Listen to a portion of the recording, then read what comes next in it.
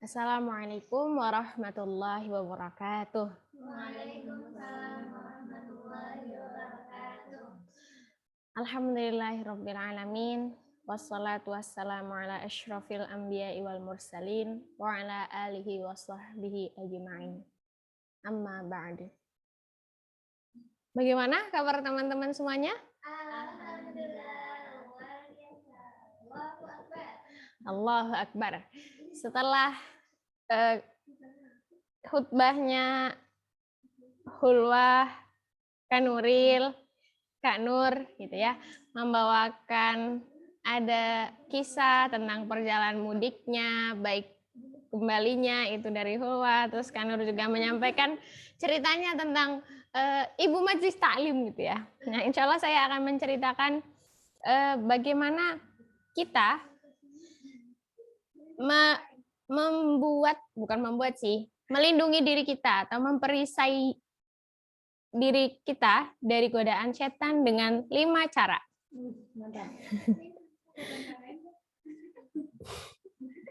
Astagfirullahaladzim. Jadi sebagaimana kita ketahui, Allah menciptakan manusia itu dari tanah. Malaikat dari cahaya, dan kemudian Allah menciptakan musuhnya manusia. Siapakah dia? Dari iya, betul. Terima kasih teman-teman semuanya atas antusiasnya gitu ya. Jadi perisai yang pertama yaitu adalah membaca ta'awudz setiap saat. Nah, setiap saat di sini maksudnya bukan berarti setiap saat di toilet dong. Enggak. Di tempat-tempat yang diperbolehkan membaca kalimat Allah gitu. Nah, arti ta'awudz adalah meminta perlindungan, dan bentuk ta'awudz ini bagaimana kita yakin kepada Allah dengan perlindungannya yang Allah berikan kepada kita. Maksudnya kita meminta perlindungan dari Allah gitu ya, dari godaan syaitan yang terkutuk. Nah, tentunya kita harus dilandasi tadi ketika membaca ta'awudz, nggak cuman baca tok gitu, maksudnya baca aja, tapi ya tadi dilandasi dengan keyakinan di dalam hati bahwa Allah itu yang menjadi pelindung kita dari syaitan. Kemudian kalau yang menjadi landasan dari memang apa sih yang melandasi kenapa kita harus membaca ta'awudz dalam setiap saat gitu ya, yaitu di Quran surah Fussilat ayat 36 yang artinya, dan jika setan mengganggumu dengan suatu godaan, maka mohonlah perlindungan kepada Allah. Sungguh dialah yang maha mendengar, maha mengetahui. Perisai yang kedua yaitu membaca mu'awwidzatain. Insya Allah sudah familiar ya dengan istilah mu'awwidzatain, yaitu 2 surah, yaitu surah Al-Falaq dan juga surah An-Nas. 2 surah tersebut dijelaskan di dalam hadis sahih riwayat dari Abi Abdillah bin Abis al-Juhani, bahwasanya Nabi Shallallahu Alaihi Wasallam bersabda yang artinya, wahai Ibnu Abbas, maukah aku tunjukkan, maukah kamu aku kabarkan paling utamanya sesuatu yang orang-orang meminta perlindungan dengannya? Ibnu Abbas berkata, mau wahai Rasulullah. Beliau bersabda, qul a'udzu birabbil falaq dan qul a'udzu birabbin nas. 2 surat ini. Hadis riwayat An-Nasa'i nomor 5432. Jadi ini kedua-duanya, tadi yang pertama ta'awudz, kemudian yang berikutnya adalah membaca mu'awwidzatain, kemudian yang ketiga yaitu adalah membaca ayat kursi. Ayat kursi ini merupakan ayat 255 di dalam surah Al-Baqarah ya. Membaca ayat kursi ini memiliki keutamaan yang agung di dalam menjaga seseorang dari godaan syaitan. menjauhkan dan mengusirnya dari tempat dia tinggal. Untuk lebih jelasnya tentang tadabbur ayat kursi sebagai perisai ataupun yang lainnya itu bisa disimak di channel YouTube Rumah Tajwid. Ya.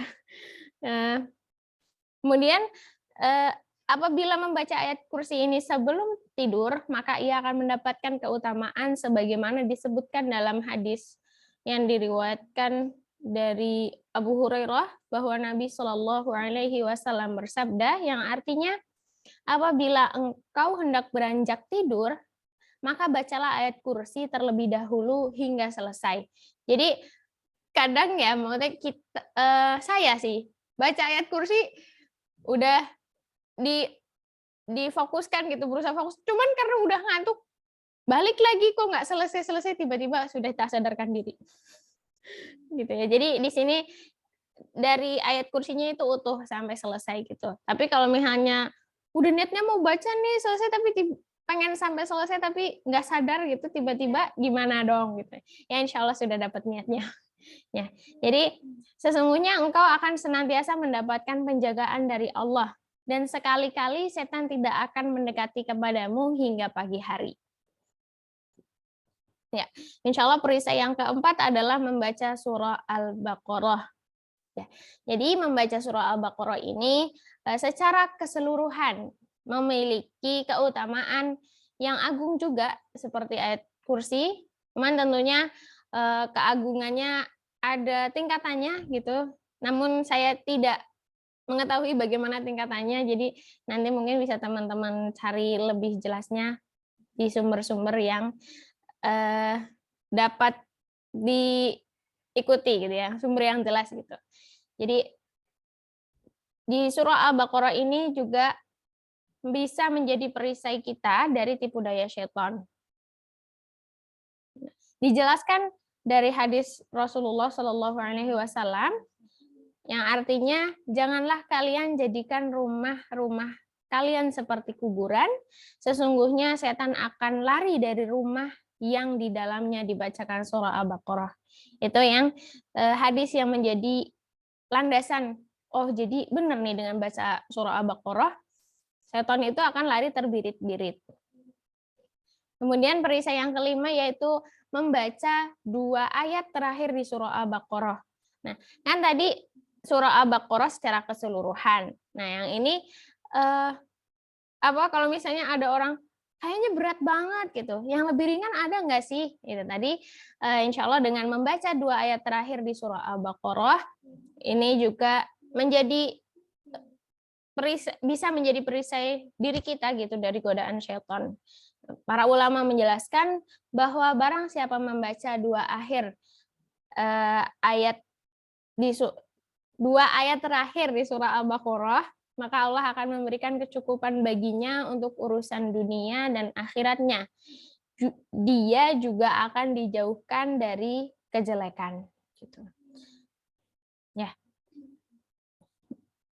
Insya Allah demikian 5 perisai yang dapat Nikmah sampaikan untuk melindungi diri kita dari godaan syaitan.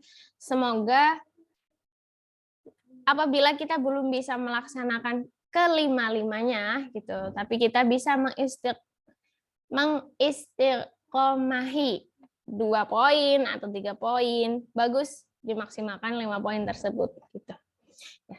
Semoga Allah lindungi kita selalu dari godaan syaitan yang terkutuk. Amin ya rabbal alamin. Akhirul kalam. Bila taufiq wal hidayah. Wassalamualaikum warahmatullahi wabarakatuh.